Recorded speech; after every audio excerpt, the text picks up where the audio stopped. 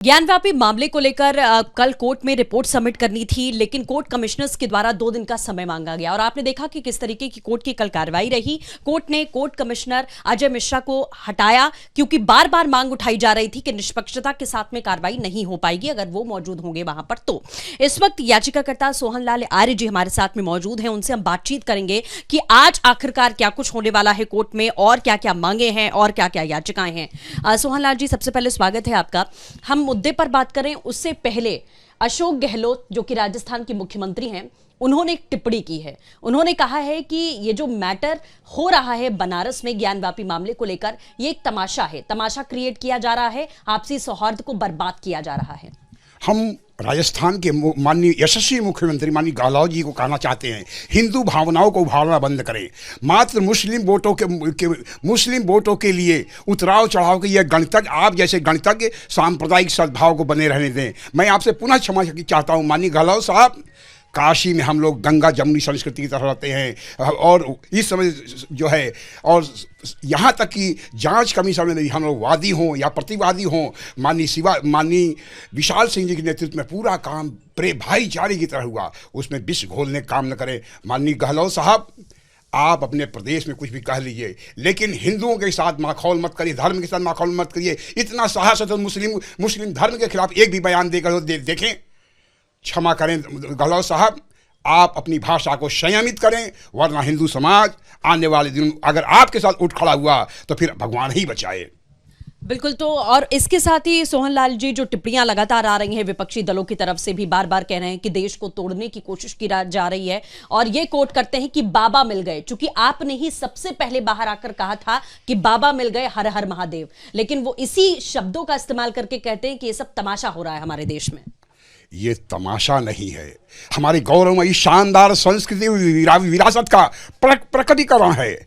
जिनको तमाशा लगता हो वो अपने दल में तमाशा देख रहे हैं, हर दिन देख रहे हैं। यह देश देख रहा है, प्रदेश देख रहा है और सारे के सारे लोग देख रहे हैं, विश्व के लोग देख रहे हैं। तमाशा उनके दल का है, उनके परिवार का है। हमारे कृपया हस्तक्षेप न करें हमारे धर्म में, हमारा यह शानदार संस्कृति विरासत, यह प्रमाणीकरण, या इसको माननीय न्यायालय भी उसे जो मान्यता दे रहा है। कृपया सौहार्द न बिगाड़ें गहलोत साहब। मैं आपसे मैं आपसे नम्र निवेदन करता हूं कि आप अपनी वाणी को संयमित करें। विषवेल अगर आप उगाएंगे तो हम कुचलना भी जानते हैं।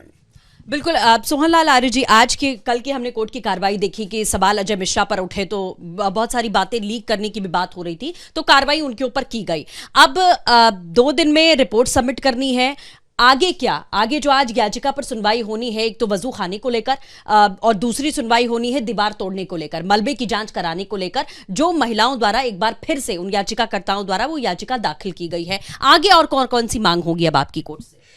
जो आज सुनवाई हो रही है वह दी गई याचिका के आधार पर हो रही है।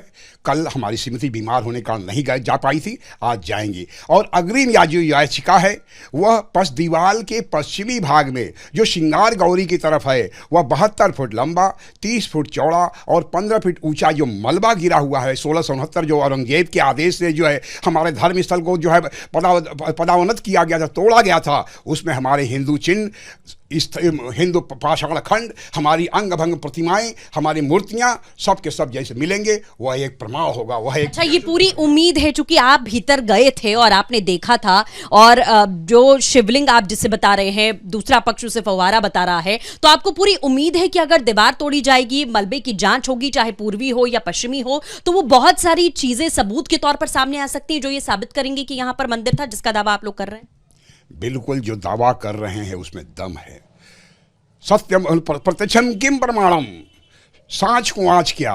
बिल्कुल माननीय न्यायालय में आने वाले दिनों में स्पष्ट हो जाएगा और बाबा ही विराजमान रहेंगे, बाबा ही हैं।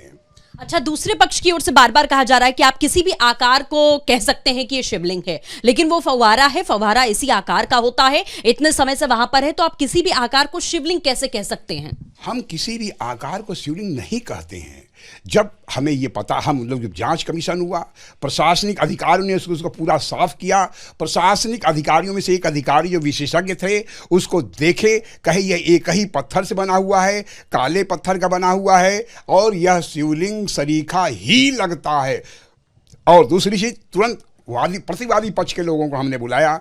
हम कहे कि ये देखिए कह रहे हैं, कहीं ये फुहारा। हम कहे ठीक है, हम मान लेते फुहारा है, लेकिन आप फुहारा चला को दिखाइए। अच्छा, आपत्ति इस बात पर भी सोहनलाल जी दर्ज की गई कि आपने संरक्षित कर दिया, दूसरे पक्ष को बिना सुने आपने ऑर्डर जो दे दिया कि आप इस एरिया को संरक्षित कर दीजिए, यहां पर कोई नहीं जा सकता। इसका मतलब कि आपने मान लिया है, बिना हमारी बात सुने आपने ये ऑर्डर कैसे पास कर दिया? कोर्ट पर भी सवाल खड़े किए गए। देखिए, मुस्लिम पक्ष में क्या करें, उनका हर बार काम अटकाने भटकाने लटकाने का होता है। हम श्री राम जन्मभूमि के आंदोलन से सक्रिय हैं।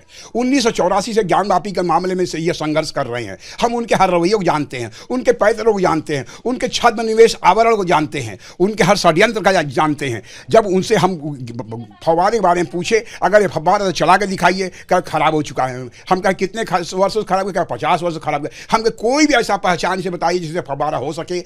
कोई भी इसमें है, पाइप है, पानी आने जाने का मार्ग कोई, या आने का मार्ग हो, जाने का मार्ग हो, कहीं ये तो नहीं है। हम कहते फिर क्या है, कहीं हम क्या जाने, ऐसा हमको लोग कहते 50 साल से कहते चले आने फव्वारा है। लेकिन स्पष्ट है, वह भी मन ही मन समझते कि फव्वारा नहीं है, और फिर दलील तो यही दे रहे हैं जो गलत है। मतलब लेकिन आपको लगता है कि अभी ये लड़ाई लंबी चलेगी और ऐसे ही लड़ाई आप लड़ते रहे? हाँ, हम पारंगत है इस लड़ाई में। जो है अनुभव श्री राम जन्मभूमि आंदोलन से हम लोग एकदम पारंगत है। उनके छद्मनिवेश के आवरण को और उनके युद्ध को जो है हम समझते हैं अच्छी तरह से। बहुत शुक्रिया हमसे बातचीत करने के लिए। तो सोहनलाल आर्य जी को आपने सुना, जिनका साफ तौर पर कहना था कि ये लड़ाई इसी तरीके से जारी रहेगी जब तक सच सामने नहीं आ जाता, दूध का दूध पानी का पानी नहीं हो जाता।